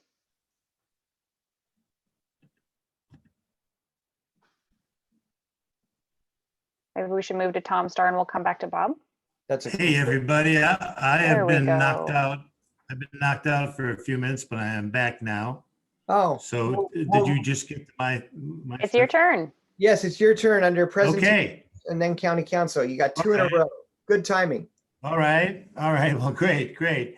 I've just been very impressed with the idea of the preamble, including something more both aspirational and concrete, perhaps talking about the election of an advocate for the environment, something like that. Hey, Bob. At any rate, Bob, you're connected. I have suggested that Julian Battaglia of Lopez, that we invite her to come speak. Is the connection breaking up again? Yeah, but I was just going to say, if you want to Oh, turn boy. off your video, then it won't take us much band, and we can probably hear you fine. It's be an improvement anyway. So, okay, there we go. Yeah, to invite Julian Battaglia to come over and speak to us about the idea that she has and her organization has for a Bill of Rights to be attached to the Home Rule Charter. I think that would be a great idea. Excellent. Thank you. And the next one, the next one that I had, I think it has to do with grassroots democracy. And I'm just suggesting that a section be added at the end of the rules of procedure for the county council. At a minimum, those rules must include the opportunity at every county council meeting for any San Juan County resident who is present to address the council members about issues which are on the council's docket or about any other issue properly within the purview of the council. Each resident speaking must be allotted a minimum of 5 minutes to speak, and then at least one member of the council must respond orally at the time addressing the resident's concern. Okay. That's one I heard about, and I would love to see something like that instituted for the council. Okay. Thank you. Thank you. You And bet. Tom, you've got the final point on this agenda. I mean, on this Good. graph. Ready for me. I must admit, I'm kind of the CRC mouthpiece for a couple of citizen friends who've gone through every word in the charter. And this one stuck in one of theirs craw, and it seems to me that it's worthy of our attention. There's no time limit on emergency ordinances or emergency powers listed. And so perhaps this could be addressed in one of our committees, that the wisdom of, and we could check with other counties on how they deal with the time limit of emergency ordinances. And for starters, we're saying 2 weeks, and then the council has to take it up as a regular legislative matter. So that's the end of that. Okay. Thank you. I want to take, if everybody's okay with it, a couple minutes, because this actually segues into our next agenda item. If we can leave this up for a second, Olivia. But we're going to talk about subcommittees. And it feels to me like a lot of our subcommittee ideas are going to be based around some of these subjects. And so I wanted to throw out a couple of trends I'm seeing and just get your guys' input, your input on if you think that's appropriate for a subcommittee. So one of them is this idea of a preamble. That feels like there's some folks who are really interested in a preamble, and not that all of us aren't, but are there a group of members of the commission who would be interested in something like that? Does that feel like something? And I will just throw it out there. Another one that is very clear to me is we're going to need to dive in much deeper on appointed versus elected. And so with regard to that, I'm a little torn on that one, on if we want to say appointed versus elected and put all of the electeds that we have actually purview over into that, or if we want to have a separate discussion of the county manager and then the others, because I can make arguments for both on having a very deep dive just into the county manager's position and whether that should be an appointed or elected official. And then you have the treasurer, auditor, court clerk, assessor, and sheriff, who we would have the ability to say that they are appointed versus elected. So those are two that I'm thinking initially, but let me back up. On the preamble, does that feel like a subcommittee to folks where some folks want to take that and start thinking about it?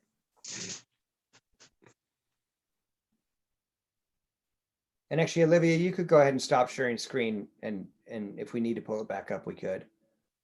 Well, I was kind of scrolling through as it kind of seems like we've kind of broken it down into topics, and there are 13 different ones, which I don't know if we want that many subcommittees, but those ones underneath could be subcommittees. And I'm also feeling like some of these could be maybe consolidated. Yeah. Yeah. So let me throw out totally in my notes that I was taking here. I feel like there's different subjects here. One is and they're almost parallel to, and Catherine, thank you so much for putting this together this way. And Kyle, let me finish this thought and then I'll call on you. So it feels like there's an elected versus appointed discussion. There's a preamble. There's minutia within the budget. I don't know how, I mean, not within the budget, within the charter. So some specific charter changes that are really about the charter itself. And then there's some on the initiative and referendum. And then there's some other ones with regard to creation of new elected officials or new departments or new citizens commissions. And I don't know, again, if those all go together or not. And I think that was the main points in my notes, but why don't we just start going around? So Kyle, you had your hand up, I believe. Thank you, Mr. Chair. I was just going to say, I'm hearing, and I believe personally that the sort of the preamble idea is actually more, I would put it in terms of evaluating all the existing charter language and anything future through a filter, and not, I mean, certainly setting and I said last time that the budget document has what I think is a really great vision statement. And I bring this up because I think reviewing what some of the other committees do in terms of developing future language should go through this filter concept, I guess, of fairness, and does anything that we have and will make rise to this level of value, or I'm having a difficult time, I guess, expressing it. I think I certainly would like to be part of a subcommittee, and I think that there's lots of lots of work to do, but I think it's more than just establishing the beginning of the document or the beginning of the future charter, if that makes sense. Yeah, it really does. Others? And just to clarify, we're going to dive into a discussion now. We labeled it subcommittees, but it's really just, it's following up on this previous discussion of our priorities and kind of how do we start to divvy up this work and start diving in. So Jane, and then Dick. Just in response to the question about preamble, it strikes me that that may be a subcommittee we want to strike once we've initiated some of our work and some of our contemplation over some areas we may want to dive into. So I'm just wondering, might it be premature to start the work on the preamble before we've sort of delved into some of these other topics? So that's just one thought. I'm sorry, there was another thought and I've just lost it, but perhaps it'll come back to me. I'll put you on the list again. And we Yeah, thanks. Okay, Dick, and then Olivia, and then Maureen. One of the things that occurs to me listening to all of this, and because we're only meeting 2 hours a week, is a good homework assignment. And Kevin, as chair, because you'll have to deal with this, speak up if you don't think it's a good idea.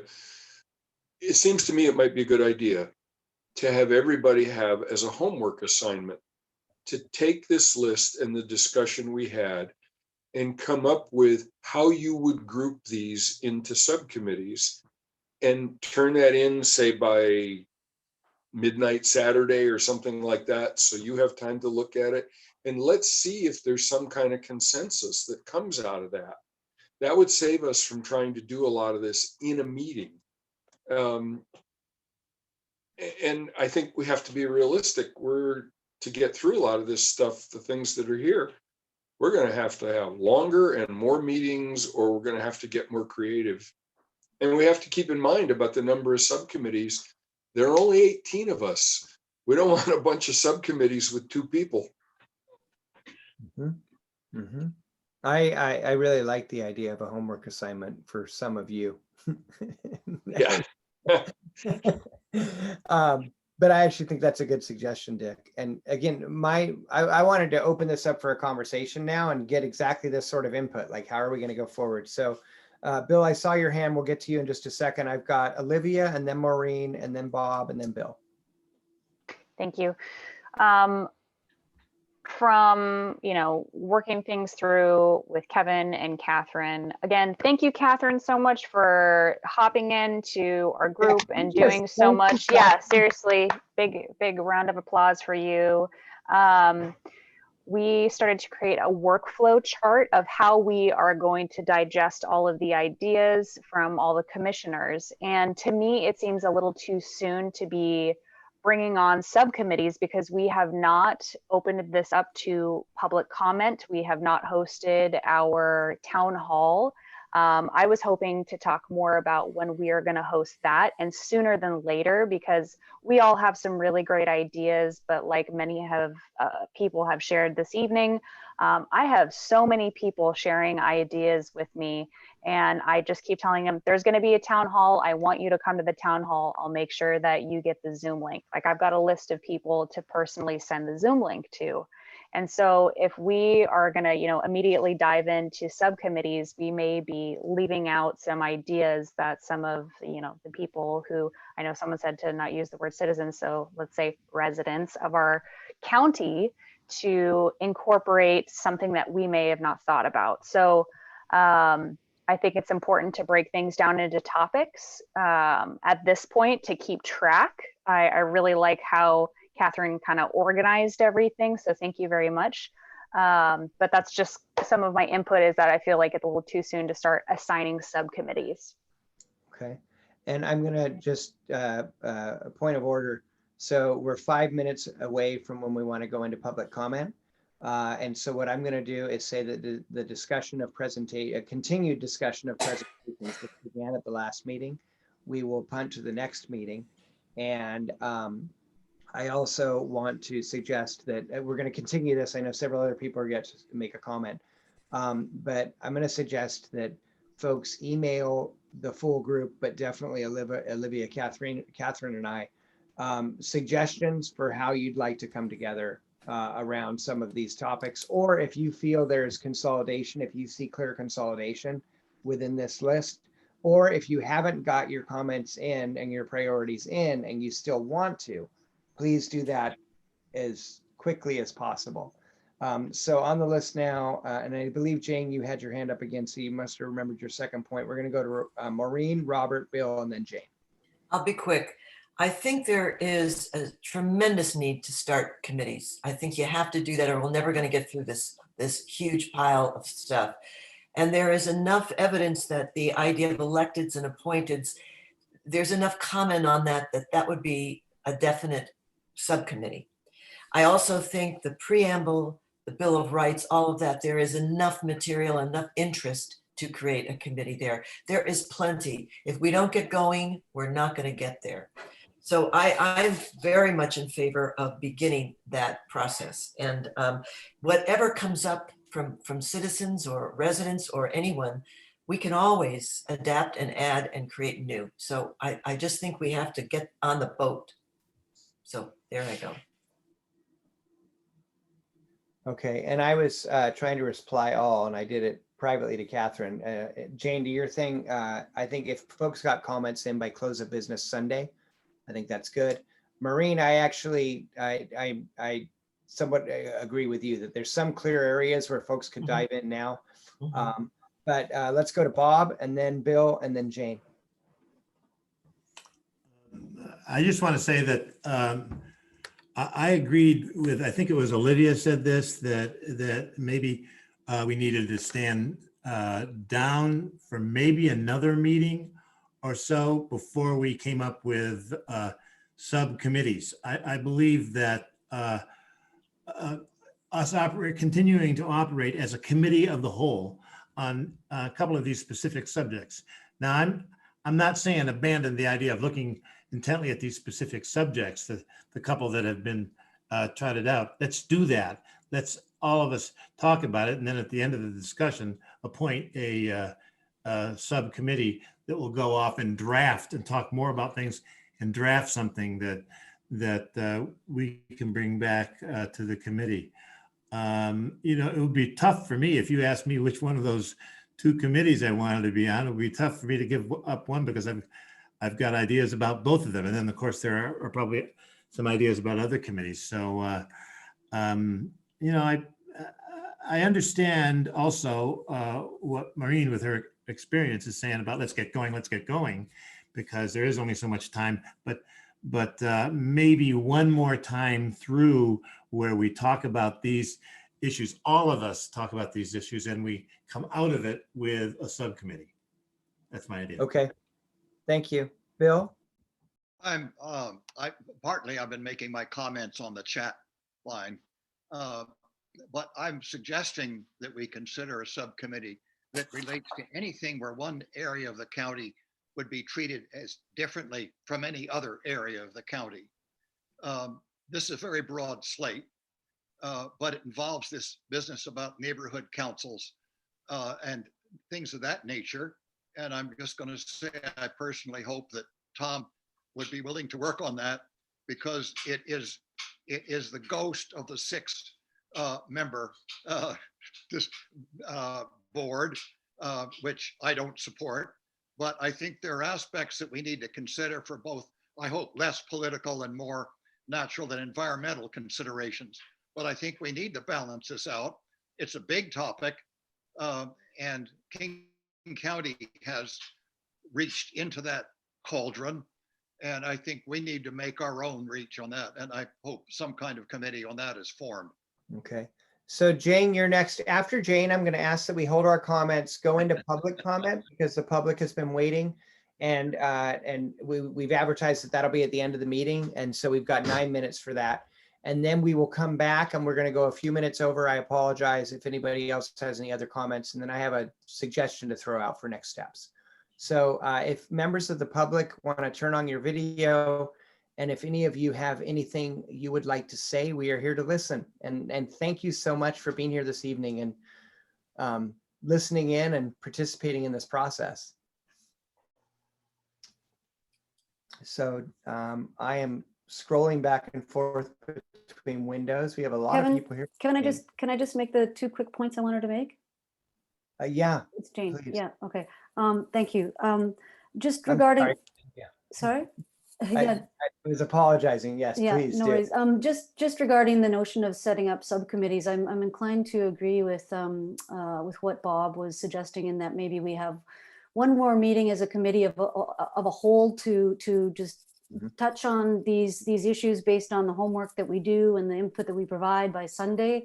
Perhaps it can be shared back with us before the next meeting, because I too feel like Bob that I wouldn't be in a place yet to jump onto just any other committee. And I think my question for me would be, in part, how much should this commission as a whole explore some of these issues prior to taking them into subcommittees, based on the shared knowledge and experience of all of us and things we're hearing from constituents already.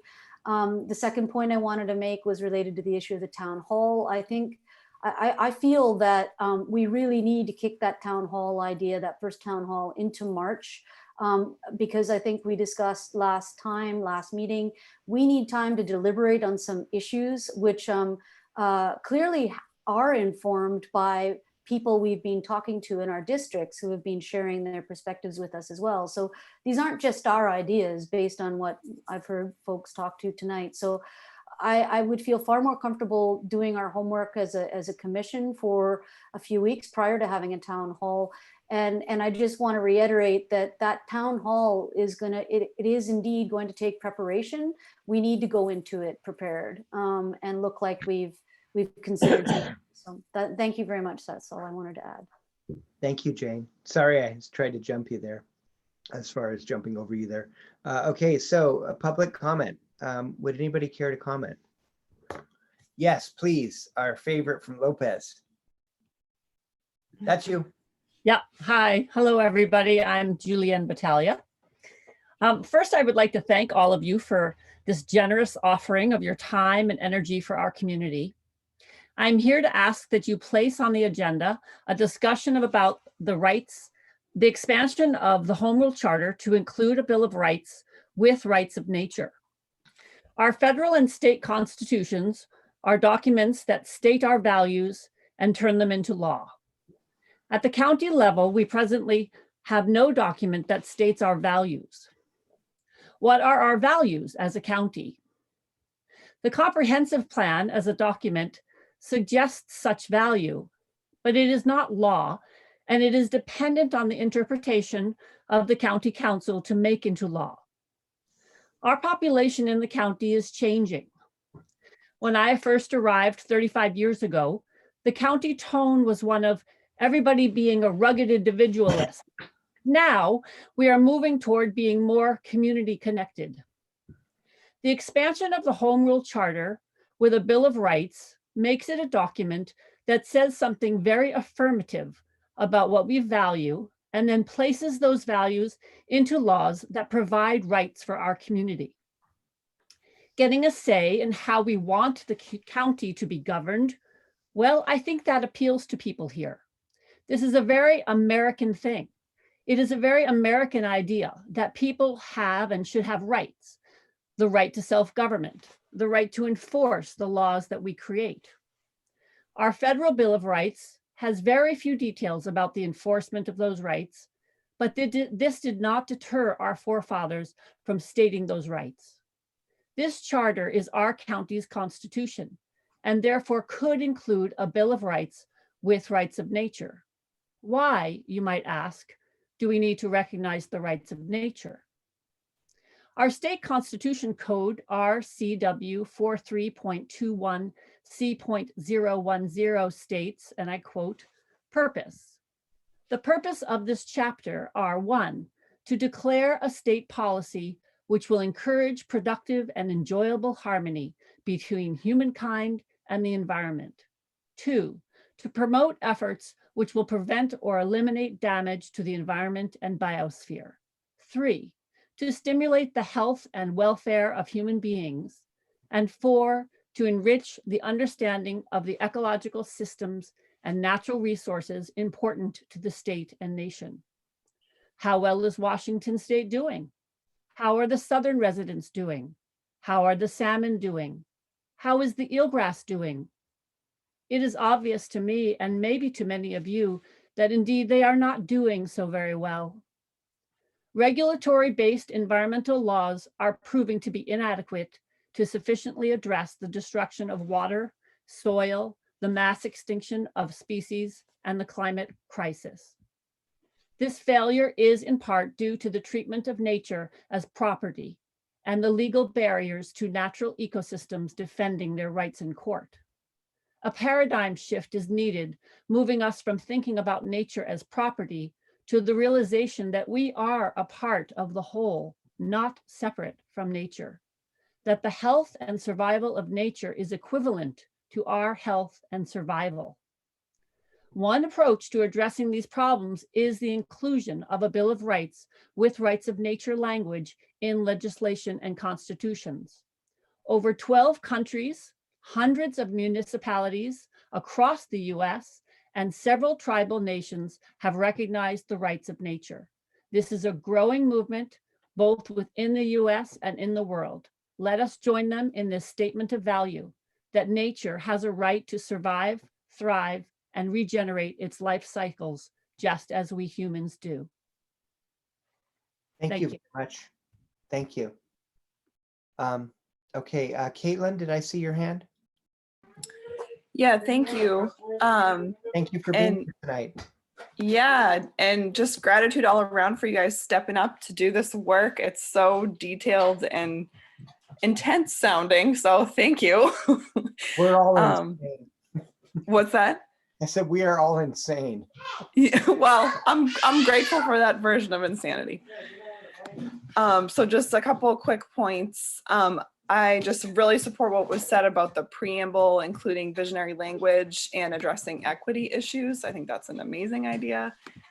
And also what was said about climate resilience, maybe a commissioner, or I've heard in several different contexts this idea of an advisory committee on climate resilience.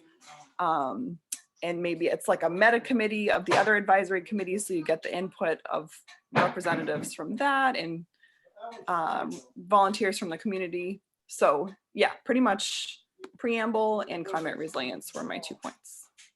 Thank you. Thank you so much. Thank you. Any other members of the public?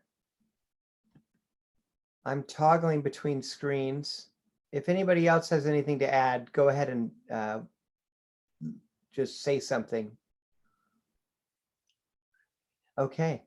Scheduling the next meeting. Yeah. So Kevin? Was somebody? Yeah, Tony. Yeah, Tony. You're a member of the public? No, I thought you said somebody else. Oh, no, I'm sorry. I was just saying, is there anybody else from the public? And then I'll circle back to the commissioners.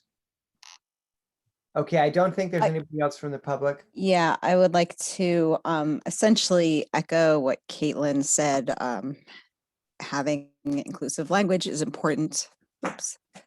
Hello. And having really an advisory body for the environment and how all of the work going on in the county affects the environment is essential. I'd really love to see that. Thank you. Great. Thank you. Thank you. Yeah, and actually, even though we're recording it and we can see your names, for Caitlin and Kara, could you guys just introduce yourselves quickly, just for the record? Sorry, I'm competing with my 3-year-old coworker here. That's all right. Introduce ourselves. Yes, please. Yeah. Caitlin Leck, and I live on Orcas. Great, thank you. I'm Kiara Axelrod, also live on Orcas. Wonderful. Thank you both. Okay. Now back to the commission. Tony, you had a comment, and I think Bill did, but I also have a suggestion on how we go forward, particularly for our next meeting. And Bill, to your point, our meetings are advertised already that the regular meeting of the commission is going to be from 4 to 6 on Wednesdays. If we're going to change that, then we need to have a discussion about that, but that's how it's been advertised for the foreseeable future.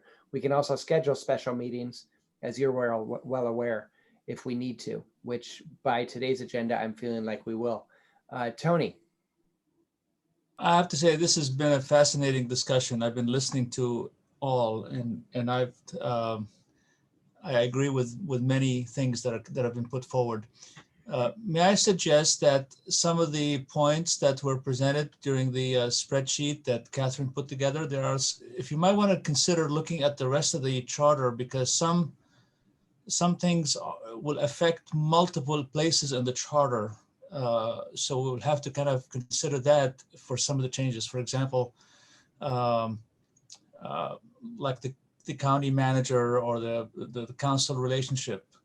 The other thing is that if people who are under one category can be the ones responsible for that category, that will actually help, because it seems like you are well versed in that category, and you're able to help us navigate through that and help us shepherd through, or you can shepherd us through the process of dealing with it.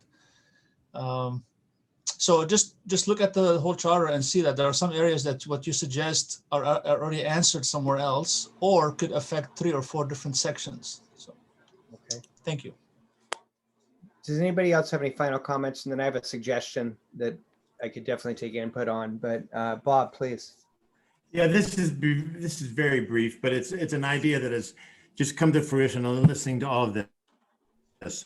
What if this county had an elected advocate for the environment? And that advocate for the environment had a couple of jobs, and one of them was to propose ordinances regarding the environment and protection of the environment to the council. And the second would be that person would be given veto power over county ordinances that ran counter to the interest of the environment, with the council having the ability to override that veto with a unanimous vote. Something like that would give real teeth to the idea of us protecting the environment. Just an idea. Thank you. So that goes segue. Are there any other comments? Okay, so we're 4 minutes over. I want to try and, David Dellendorf. Yeah, very briefly. I support most of what I've heard. Wait a minute, am I muted? No, we can hear you. Okay. I support most of what I've heard. I really like the idea of the preamble, vision statement, whatever you want to call it. But what I do see is a lot of hiring of new people by the county government. And I know we're not required to disclose the financial implications of anything we recommend. I know that there are going to be pro and con statements submitted as part of the election process. And I think we have to be very careful in not going too far with trying to commit the county and maybe even losing the ballot because of the financial implications. I think we have to be very measured in what we're suggesting is the number of new hires and the financial impact, because it may backfire against us when people are reading the con statements when it's pointed out. We don't point it out ourselves, but certainly opponents are going to point it out. So I think we have to have that as part of the discussion of every one of the elements, what it might cost the county government, which means what it might be in increased taxes. Thank you. Thank you. Okay, so for next steps, I have heard a suggestion that we do one more meeting of all of us before going into subcommittees. Maureen, I really appreciate your point of we need to dive into this and we better get busy quickly. That said, I think that one more meeting where we're almost exclusively dedicated to continuing to discuss the priorities is going to be helpful. And so I'm going to suggest that for our next agenda, that almost entirely the entire agenda is focused on the amendments that we're considering. What I would like to ask of each of you, the homework assignment that Dick and others first brought up, is that by close of business Saturday, and Bob, you're on the spot, so you just made another suggestion.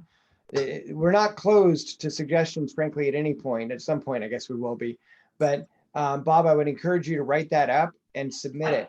And so I would like to ask that we all, between now and Sunday, talk about where we see consolidation in the priorities that have been put forward, where we have new ideas based on today's conversation, or where you want to amend your ideas, and so on. And let's try and get that to Olivia, Catherine, and I by close of business Sunday. And then we can try and put that together into another spreadsheet format that we will get back out to you as quickly as possible. That then will be the bulk of our discussion for the next meeting. And Jane, you've made a couple of comments, but I couldn't read them before they disappeared. So why don't I call on Jane first? And that's my idea, though, is that the next meeting, we're going to dive into this more. And between now and then, remember, if individuals of you, if 2 or 3 or 4, as long as it's not 9 of you want to have a conversation, please call each other and talk about it. You're okay having conversations to kind of say, hey, I thought I heard this. What do you think? I would encourage us not to, have large groups, but if a few people want to have conversations, I think that can be productive as well. We don't have to organize it as a subcommittee. We can just start the dialogue. So Jane. Yeah, thanks, Kevin. And similarly, we can also have email exchanges between ourselves, right? Yes. Following the conditions we were given last week. No, I was just going to say that the other agenda item of discussion of priorities or discussion of presentations we would like to have made. Seems that'll be a more informed discussion once we've had a revisitation of once we've revisited the priorities. So yeah, I mean, I think we'll have a better sense of who is top priority for making presentations to us once we've talked a little further about these issues. And thank you so much, Jane. I had that in my notes and I forgot to make that point, that I think we're going to punt the who exactly is presenting to us. Some of the people are obvious, but some will become very clear of who we want to hear from when we have a bit more of a dialogue on our priorities. And Catherine, to your question to me in the chat, I'm thinking close of business Sunday, but I want to defer to you because a lot of the consolidation of this is going to fall on you. So if you think you could turn it around in a 24-hour period versus 48, maybe we want to tell the commissioners that it's close of business Saturday that you get us our comments. And why don't we do that? Why don't we say it's close of business Saturday so that we give Catherine some more time, and then and Olivia and I can work with her to do that. And if there's people that really need more time, just reach out to us, please. So Kyle, you had your hand up.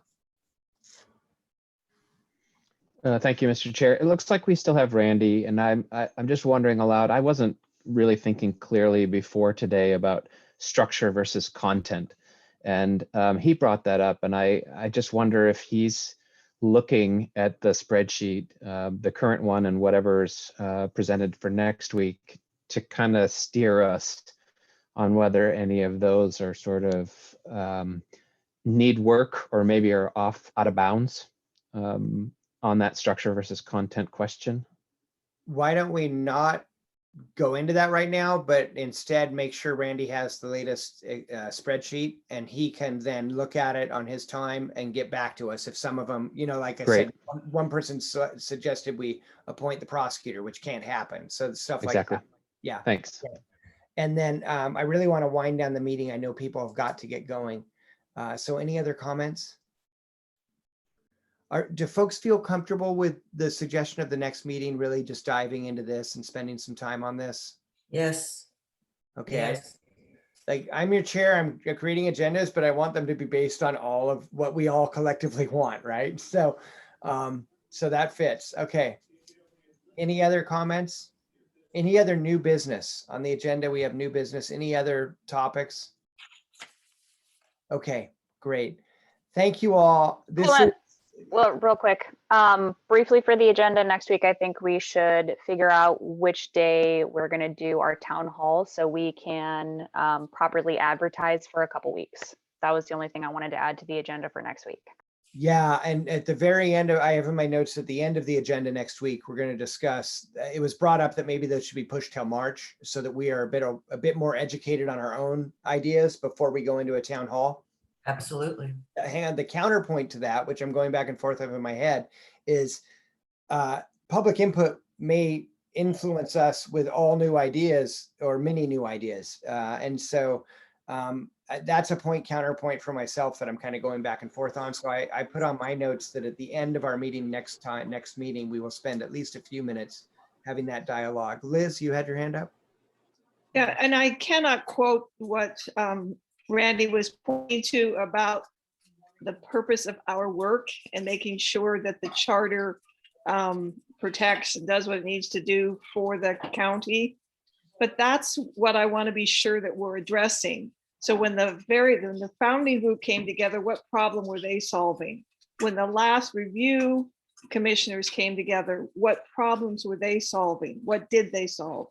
Because the problems in front of us right now are markedly different than what those two groups were facing. And I just want to make sure we get that out on the table and that we're making decisions leaning directly into the enormity of what's coming down the pike. Thank you. Great. Okay. Any other final comments? Yeah, Sharon here. I just wanted to say, just toss out a possible date for a town hall. If we're looking at the first week of March and our meeting's on Wednesday, maybe just the day before, the Tuesday, first Tuesday in March. Okay. Definitely take that into consideration. We had talked about the town halls being on Saturdays so that people who work. Oh, right. Sorry. But we can figure that out next meeting. So any other really, really, really important final comments? And if not, I think we're going to say good night. Good night. Good night. Thank you all. Thank you. Thank you very much. Thank you all. Amazing work. Good night. Thank you. Great session, everybody. Great session. Good night. Good night.